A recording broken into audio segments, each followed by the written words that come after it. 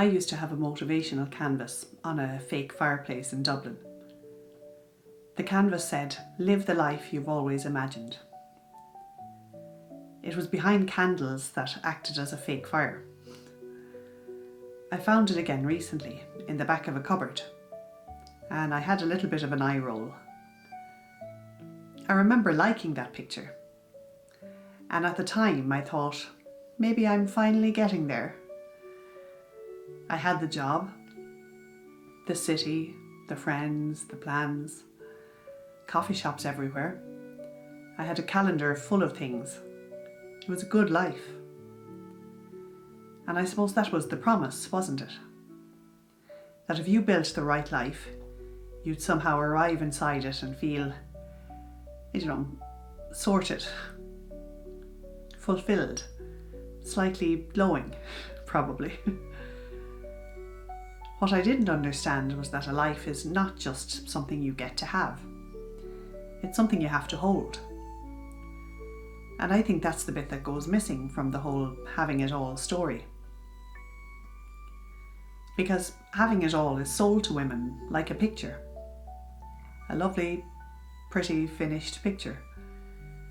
Career, home, family, nice things, a full, meaningful life.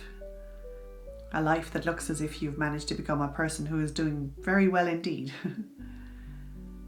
What the picture doesn't show is the maintaining of it, the remembering, organising, the noticing, the never-ending project management of being alive. And not just our own life, other people's medication and appointments, other people's moods, the thing that needs to be refilled, the question that nobody else has even thought to ask yet. So naturally it sets up camp in your head. That's the stuff a lot of women feel in their bodies long before they have words for it. And they think they're failing at life. But they're not failing at all. They're carrying the hidden workload of it. For me, that became very obvious when life stopped being a nice, neat picture and became real. The way I suppose life always does. The pandemic hit and I moved home to the country and I began caring for Mum. I changed jobs as well because apparently I like to go all in on character development. And suddenly life wasn't a canvas anymore. It was pillboxes in the cupboard and appointment letters on desks and lists put somewhere safe so they wouldn't be lost. So safe that they were never seen again to this day. Washing, cooking, watching the clock and mentally scanning ahead. Is everything okay? Is everyone okay? What's next? What have I missed? What shocked me wasn't only the amount of work though. It was how little of it counted. Not to me. My nervous system was all over that bad boy. I mean in the way the world measures a life. If you do a paid job, there's a title for that, and a pay slip, a role, something visible. If you carry the invisible admin of daily life, especially while caring for someone, the outcome is mostly that things didn't fall apart. And because things don't fall apart, it can look as though nothing much happened. That's what's maddening. Nothing is doing a whole lot of heavy lifting. I think that's where the old saying can feel so strange once you've lived a bit more life. Have it all. All right, great. But who exactly is holding it? Who's maintaining it? Who's remembering the boring bits? The fragile bits that stop daily life from going completely off the rails?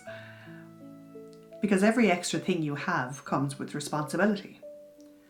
A home has maintenance, a family has care, a career has demands, a life has administration. And some women end up carrying all of that as if it was just a background hum of adulthood rather than actual load.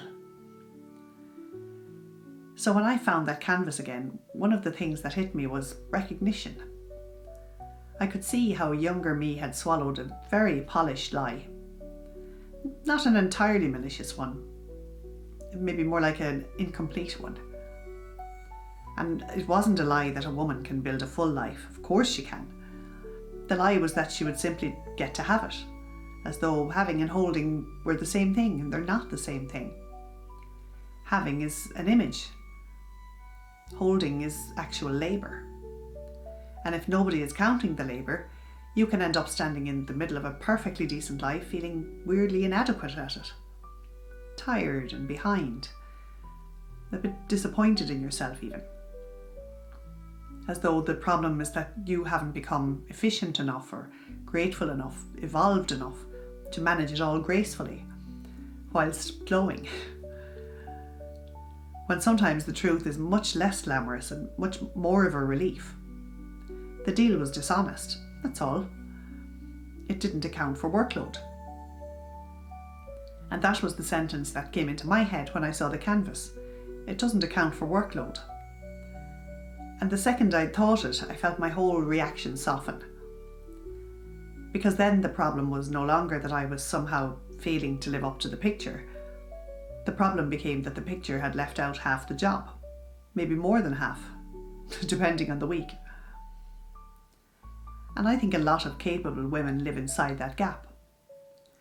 They've built a life that looks fine, sometimes even lovely, and yet they feel permanently swamped by the amount of holding involved.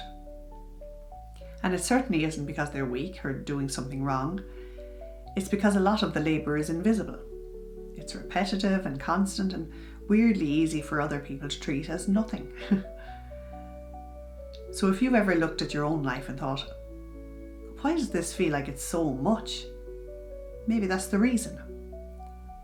It might be that you're counting only the picture and not the carrying of it. So, my sister rescued the canvas by fishing it out of the charity bag, as she tends to do with things I've dramatically decided to part with. And so now it hangs in her house, in the room I stay in. And when I see it now, it doesn't bother me. I just think, oh, darling, you were promised a picture and nobody mentioned the work that goes with it. If this landed for you, watch the video about the life you chose not choosing you back next.